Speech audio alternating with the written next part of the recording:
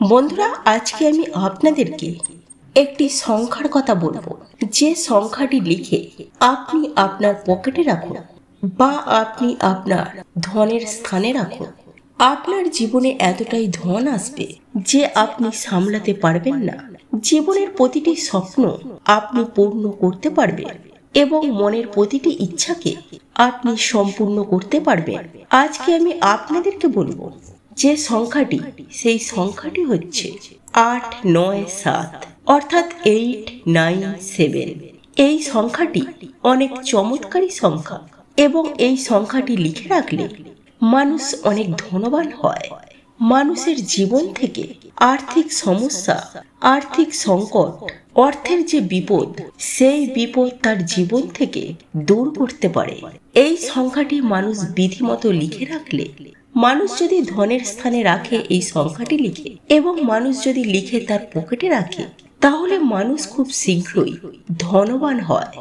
জীবন থেকে প্রতিটি বাধা, যেখানে অর্থ নিয়ে কথা হয়, যেখানে টাকা নিয়ে কথা হয় এবং জীবনে যে টাকা নিয়ে সমস্যাগুলি সৃষ্টি হয়, সেই প্রতিটি সমস্যা মানুষের জীবন থেকে দূর হয়ে যায়।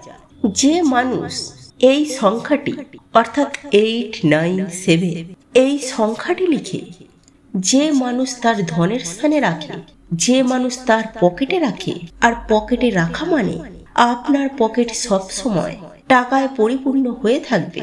আর আপনার ধনের স্থানে রাখা মানে আপনার বাড়িতে কোনোদিনও কোনো অভাব হবে না, টাকা নিয়ে কোনো সমস্যা হবে না।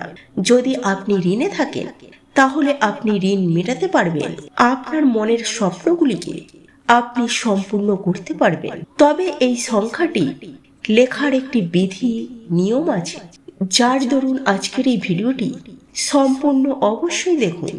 সম্পূর্ণ ভিডিওটিতে আমি বলবো যে কিভাবে এই চমৎকারী সংখ্যাটি লিখে আপনাকে রাখতে হবে এবং কখন রাখতে হবে।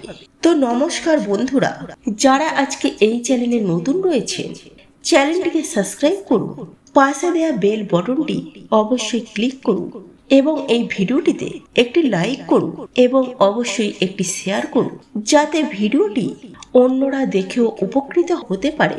বন্ধুরা, আমরা সকলেই জ্যোতিষ বিদ্যার কথা শুনেছি, কিন্তু অঙ্ক জ্যোতিষও একটি জ্যোতিষ। সেই বিষয় হয়তো আমরা অনেকেই জানি না। অঙ্ক জ্যোতিষ হচ্ছে আপনার সেই সংখ্যা নিয়ে একটি জ্যোতিষ গণনা করা হয়। 1, 2, 3, 4, 5, 6 এইভাবে প্রতিটি সংখ্যা একত্রিত করে বা এক একটি সংখ্যার এক একটির যে মূল গঠন রয়েছে, সেই দিয়ে জ্যোতিষ বিচার করা হয়। এর উপরেও এক একটি সংখ্যা এক একটি গ্রহকে প্রতিনিধিত্ব করে থাকে, এক একটি গ্রহের কারক হয়ে থাকে। যেমন 1 হচ্ছে সূর্য, 2 হচ্ছে চন্দ্র। এইভাবে প্রতিটি সংখ্যা এক একটি গ্রহকে প্রতিনিধিত্ব করে থাকে। তাই সংখ্যাকে যখন আপনি বিধিমতো, যখন আপনি রীতিমতো সংখ্যাকে নিয়ম অনুসারে আপনি ব্যবহার করবেন, সেই সংখ্যা আপনার জীবনে, আপনার কুণ্ডলিতে থাকা সেই গ্রহগুলিকেও অনেক স্ট্রং করে, অনেক মজবুত করে তোলে। যদি দেখা যায় একজন মানুষ জন্ম থেকে মৃত্যু অবধি সকল কিছু সংখ্যার ওপর নির্ভর করে থাকে, মানুষের সেই জন্মের সময়, সেই জন্মের তারিখ, সেই দিয়ে তার কুণ্ডলী বিচার করা হয়, তার ভাগ্য বিচার করা হয়, তার উপর মানুষের শিক্ষা জীবন, তার উপর মানুষের বৈবাহিক জীবন, চাকরি জীবন, মৃত্যু, সকল কিছু সংখ্যা দিয়েই গণনা করা হয়। সংখ্যার যা গুরুত্ব, সংখ্যার যা বৈশিষ্ট্য, তা অনেক বেশি। এবং সংখ্যাকে যদি আপনি বিশ্বাস করে, সংখ্যা জ্যোতিষকে যদি আপনি বিশ্বাস করেন, আপনি বিধি অনুসারে সেই কাজগুলিকে করতে পারেন, তাহলে আপনার জীবন থেকে অনেক বড় বড় সমস্যা আপনার জীবন থেকে দূর হয়ে যাবে। এই যে সংখ্যাটি আপনি লিখবেন, এই সংখ্যাটি আপনি কবে লিখবেন, কখন লিখবেন, কিভাবে লিখবেন, এই সংখ্যাটি যে লেখার যে নির্দিষ্ট বার হচ্ছে, সেটি হচ্ছে শুক্রবার। আর এই শুক্র হচ্ছে এমন একটি গ্রহ যে মানুষকে লাক্সারি লাইফ দিয়ে থাকে, অর্থাৎ আপনার বিলাসবহুল জীবন কে দিয়ে থাকে? শুক্র দিয়ে থাকে। শুক্রের প্রভাবে, শুক্রের কৃপায় মানুষ বিলাসবহুল লাইফ পেয়ে থাকে। অর্থাৎ আপনার একটি দামি গাড়ি, একটি দামি বাড়ি, বড় বাড়ি, আপনার জীবনের সকল মনোকামনা, যে বড় বড় মনোকামনাগুলি, সেই সকল কিছুই ফুলফিল করে একমাত্র শুক্র। তাই ধন সম্পর্কীয়, টাকা সম্পর্কীয় যখনই কোনো নিয়ম করা হয়, যখনই কোনো প্রতিকার করা হয়, সেই প্রতিকারগুলি শুক্রবার দিন করা হয় বা শুক্রবার দিন থেকে ওই প্রতিকারটি আরম্ভ করা হয়। এর উপরে মা লক্ষ্মীর দিন হচ্ছে শুক্রবার। তো বন্ধুরা, এখন জেনে নিন আপনি কিভাবে এই সংখ্যাটিকে আপনি লিখবেন। তার জন্য আপনাকে চাই একটি ভোজপত্র।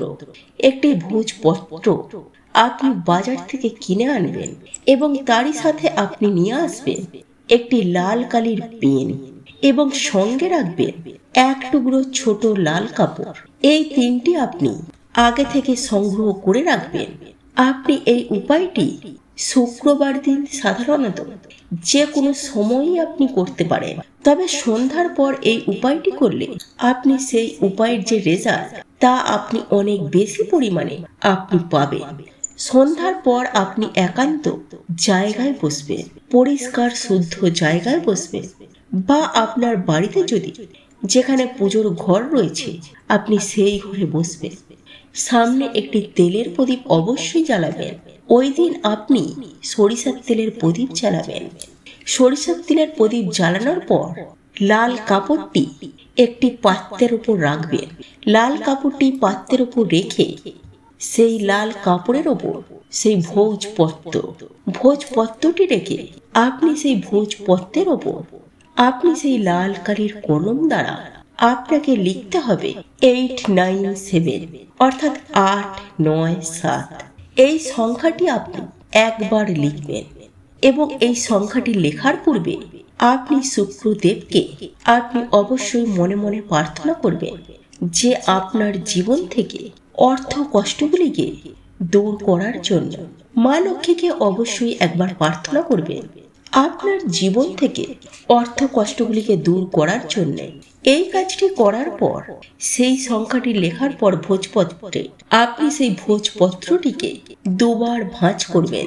দুবার ভাঁজ করার পর আপনি সেই লাল কাপড়ে ওই ভোজপত্রটি ঢুকিয়ে রাখবেন, অর্থাৎ লাল কাপড়টিকে ভালোভাবে ভাঁজ করে এবং সেই লাল কাপড়টি আপনি দু হাতের মাঝখানে নিয়ে আপনি শুক্রদেব এবং মা লক্ষ্মীকে প্রার্থনা করুন আপনার জীবন থেকে অর্থ কষ্ট দূর করার জন্য। এরপর লাল কাপড়টি আপনি আপনার ধনের স্থানে রাখুন। আপনার বাড়ির ধনের স্থানে রাখা মাত্রই আপনার জীবনে থাকা যে ধন নিয়ে সে বাধা, সেই সমস্যা আপনার জীবন থেকে দূর হয়ে যাবে। এটি আপনি আপনার পকেটেও রাখতে পারেন, তবে এই জিনিসটিকে নিয়ে আপনি কোনো অপবিত্র জায়গায় সঙ্গে নিয়ে যাবেন না। যদি আপনার কোনো ব্যবসার স্থলী থাকে, দোকান আছে, যেখানে আপনার ব্যবসার জায়গা আছে, সেখানে যে ক্যাশ বাক্স, সেই ক্যাশ বাক্সে আপনি এটিকে রাখতে পারেন। এতে আপনার ব্যবসা প্রচুর পরিমাণে বৃদ্ধি পাবে, ব্যবসায় আপনার উন্নতি হবে। এই উপায়টি আপনি তখন করবেন যখন উপায়টির প্রতি আপনার বিশ্বাস ভক্তি থাকবে। অন্যথায় এই উপায়টি করে আপনি কোনো ভালো ফল নাও পেতে পারেন। তাই বন্ধুরা, এই উপায়টি করার পূর্বে আপনার মনের প্রতি ভক্তি ও বিশ্বাস রেখে করুন এবং দেখবেন আপনার জীবনে ধন সম্পত্তি প্রতিটি সমস্যা ধীরে ধীরে দূর হওয়া আরম্ভ করবে। আশা করছি ভিডিওটি আপনাদের ভালো লেগেছে। ভালো লেগে থাকলে ভিডিওটিকে লাইক করবেন, শেয়ার করুন। যারা আজকের চ্যানেলে নতুন রয়েছে, চ্যানেলটিকে সাবস্ক্রাইব অবশ্যই করুন।